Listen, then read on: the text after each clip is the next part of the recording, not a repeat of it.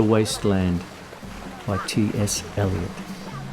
For Ezra Pound, Il Miglio Fabbro. 1. The Burial of the Dead. April is the cruelest month, breeding lilacs out of the dead land, mixing memory and desire, stirring dull roots with spring rain. Winter kept us warm, covering earth in forgetful snow, feeding a little life with dried tubers. Summer surprised us.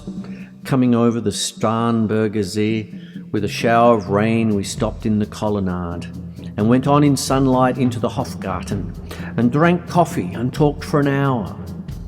Bin gar keiner Rassen, stamm us Lichtauden echt deutscht. And when we were children staying at the Archduke's, my cousins, he took me out on a sled and I was frightened. He said, Marie, hold on tight. And down we went. In the mountains there you feel free. I read much of the night and go south in the winter. What are the roots that clutch? What branches grow out of this stony rubbish? Son of man, you cannot say or guess, for you know only a heap of broken images where the sun beats, and the dead tree gives no shelter, the cricket no relief, and the dry stone no sound of water. Only there is shadow under this red rock. Come in under the shadow of this red rock, and I will show you something different from either your shadow at morning striding behind you, or your shadow at evening rising to meet you. I will show you fear in a handful of dust. Frischt weht der Wind, die Heimat so, mein altes Kinder. Wo willst du? You gave me hyacinths first a year ago. They call me the hyacinth girl. Yet when we came back late from the hyacinth garden, your arms full and your hair wet, I could not speak, and my eyes failed, and I was neither living nor dead, and I knew nothing. Looking into the heart of light, the silence. Oh, underle das Meer! Madame Sosostris, famous clairvoyant, had a bad cold, nevertheless is known to be the wisest woman in Europe, with a wicked pack of cards. Here, said she, is your card, the drowned Phoenician sailor. Those are pearls that were his eyes. Look, here is Belladonna, the lady of the rocks, the lady of situations.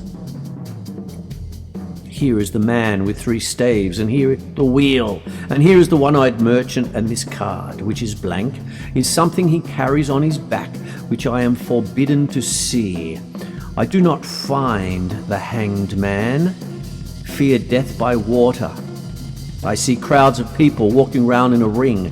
Thank you. If you see a dear Mrs. Equitone, tell her I bring the horoscope myself. One must be so careful these days. Unreal city. Under the brown fog of a winter dawn, a crowd flowed over London Bridge. So many, I had not thought death had undone so many.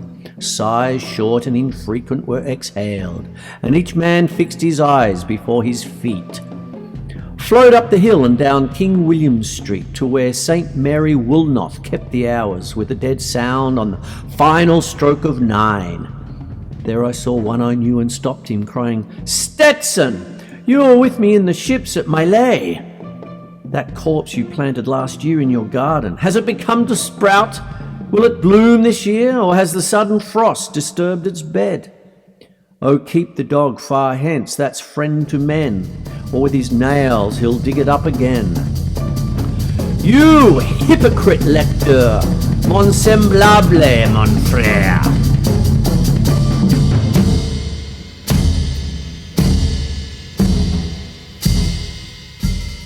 Two.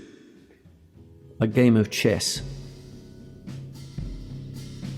The chair he sat in, like a burnished throne, glowed on the marble where the glass, held up by standards wrought with fruited vines, from which a golden Cupidon peeped out. Another hid his eyes behind his wing, doubled the flames of 7-branched candelabra.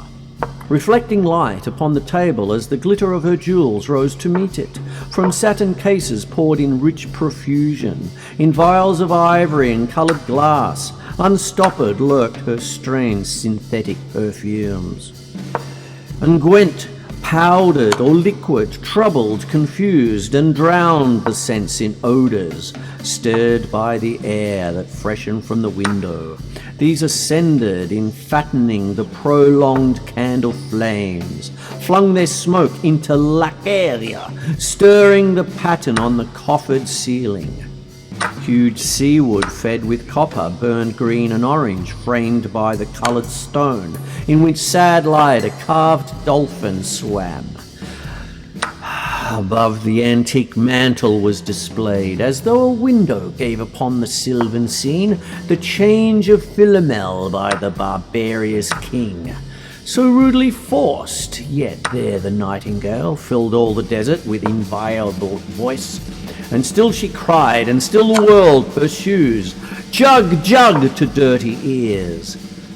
And other withered stumps of time were told upon the walls, staring forms leaned out, leaning, hushing, the room enclosed.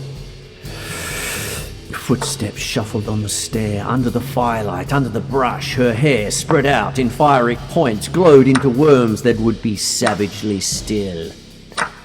My nerves are bad tonight, yes, bad, stay with me. Speak to me, why do you never speak? Speak! What are you thinking of? What? Thinking? What? I never know. What are you thinking? Think! I think we are in Rat's Alley, where the dead men lost their bones. What is that noise? The wind under the door. What is the noise now? What is the wind doing? Nothing again, nothing. Do. You know nothing. Do you see nothing? Do you remember nothing? I remember. Those are pearls that were his eyes. Are you alive or not? Is there nothing in your head? But, oh, that Shakespearean rag. It's so elegant, so intelligent. What shall I do now? What shall I do? I shall rush out as I am and walk the street with my hair down, so what shall we do tomorrow? What shall we ever do?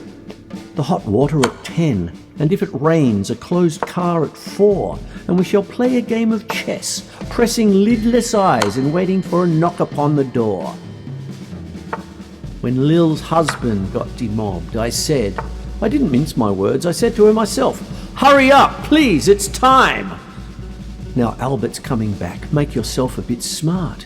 He'll want to know what you've done with that money he gave you, to get yourself some teeth. He did, I was there, and you have them all out, Lil, and get a nice set. He said, I swear, I can't bear to look at you. And no more can't I said, and think of poor Albert. He's been in the army 4 years, he wants a good time, and if you don't give it to him, there's others who will, I said. Oh, is there, she said, something over that, I said, then I'll know who to thank, she said. And give me a straight look. Hurry up, please, it's time.